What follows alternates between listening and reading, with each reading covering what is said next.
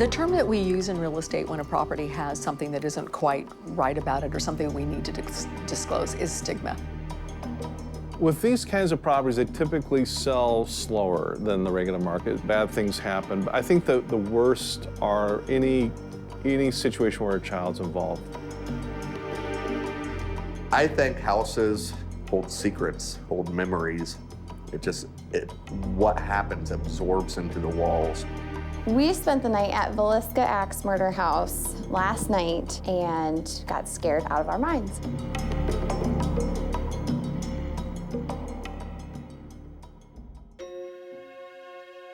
We're in Villisca, Iowa, in southwest Iowa. It's like every small town.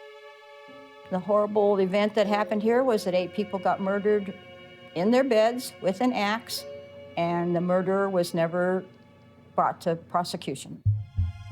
The night of June 9th, 1912, the town had a church service, which started about 8 p.m., got over at 10 p.m. The next day, the neighbor, Mary Peckham, who lived next door, noticed nobody was up doing chores. She said there was an odd stillness surrounding the house. She tried looking in the windows, all the shades were pulled, tried tapping on the windows, couldn't get an answer. And through a series of phone calls, she got a relative down, and he was the first to enter the house and found 2 of what would be 8 dead bodies in this house. The victims were J.B. Moore, Sarah Moore, and all 4 children of the Moore family, as well as Ina and Lena Stillinger, who were 8 and 11. They were little girls that were just friends. Upon inspection, it seemed that they were bludgeoned in the heads only, mostly hit with the blunt part of the axe. Their heads were just crushed. The most plausible theory is that the killer probably hid in the attic, arriving between 8 and 10 p.m. while the Moores were at the church service. Hid in here, shut the door, and waited for him to come home and fall asleep. Around midnight to 3 a.m., it's thought that he came out of the attic and probably got the mom and dad first. Why take the lives of 6 children? That seems so terribly sad. Mr. Moore, maybe Mrs. Moore woke up and recognized, who it was when they killed her husband first, and she might have woke up and would have recognized who it was, and so he killed her too. But why 6 children? It always befuddles me why a murderer wants to kill children. You go to these places, and like any human being that has any heart, you feel really sad. I don't know the right word other than you feel bad. I feel bad when you go to a place where these horrible things have happened. There's no, at least for me, if you have any kind of soul at all, you can't get around that. What this guy did was so evil and so inhuman. To hit a kid multiple times in the head with an axe, unbelievable. And I think that evil, inhuman negativity just left its fingerprint on this house, almost like its mark. And from that moment on, this would never be a home again. A house maybe, but not a home for anybody to live in. At first, if somebody would live here, they could live here rent-free. And that's how they got it occupied. The town decided, let's offer 6 months free rent for anyone that'll live there. And the idea was to get people to move in and forget about it.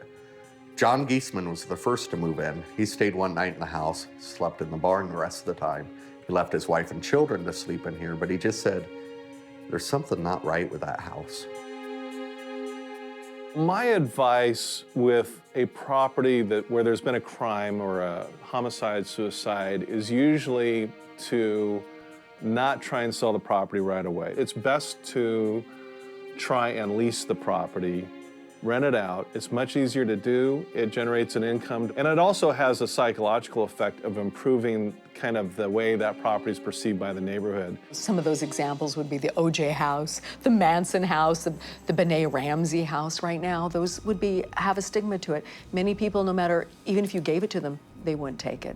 The house has always had a stigma attached to it. It's interesting to watch people walk.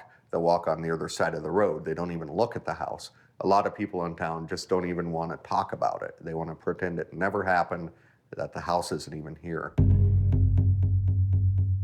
This property came up for sale and it wasn't selling, so they put it up for bids. And my husband came home one night and he said, Mart, do you think we ought to bid on that house? And I said, Darwin, please, I don't want to go there. I've lived with this story all my life. And he says, well, but I've heard that somebody wants to tear it down, you know, and it's a big part of Iowa history.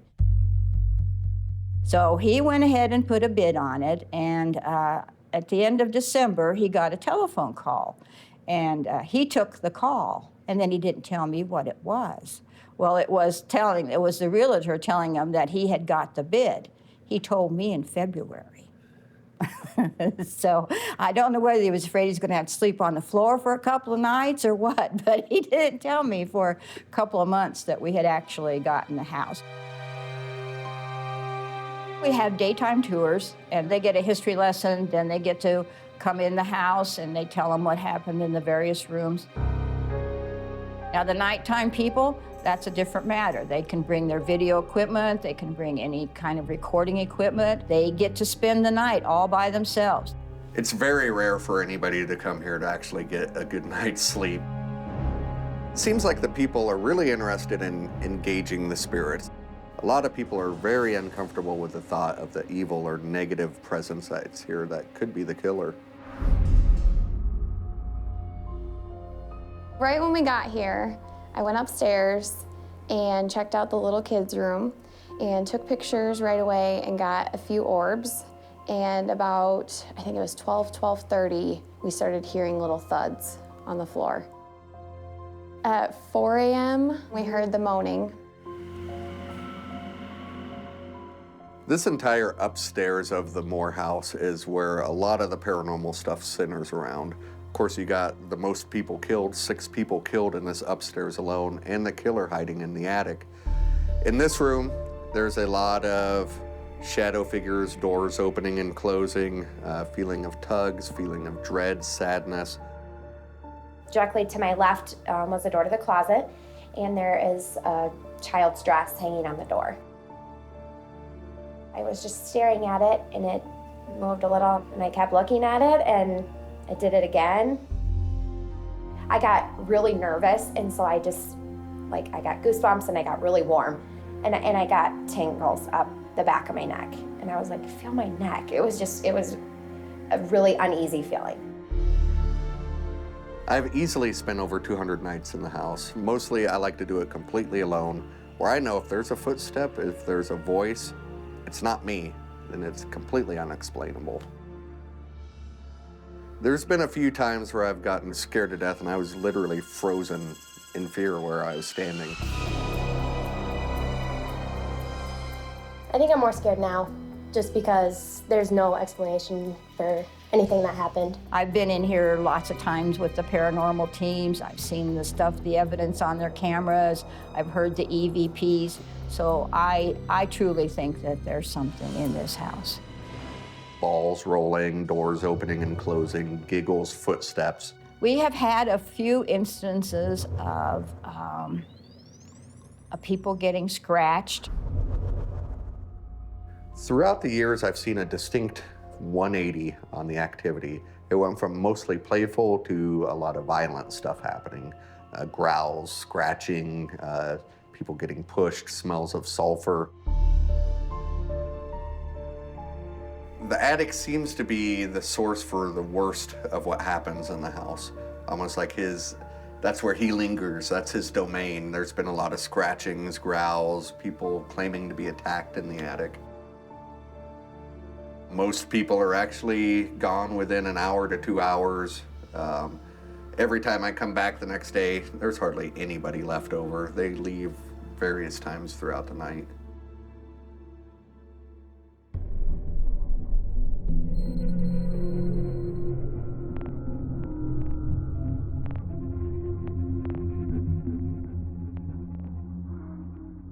I don't tell a lot of people that I live next door to Mary Peckham's house, just because I don't want to be bugged at 2 in the morning. And I'll sit and watch out the window. I've seen people make 30 minutes, they're gone. An hour, they're gone. Various times, rarely does anybody last throughout the night.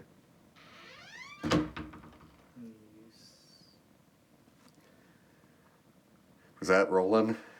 Huh.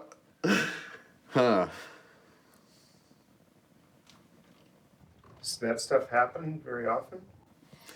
I haven't seen that door move for probably since last summer. Yeah, I'm rolling. Huh. This house definitely made me a believer. Everything that happened, you just can't explain it. I don't think I could ever live in a house where something bad happened. Just that stigma that I would be scared. I definitely think there's something to it. I mean, it's just a little old-fashioned house that has no bathroom or running water or electricity in it. So that's not what's drawing them back here time after time after time. They're finding something here that draws them back. I've come to feel very close to this house, as strange as that sounds. I feel like I almost know the victims, you know, from being in here constantly. I hope that this house remains. I hope that their story is told forever.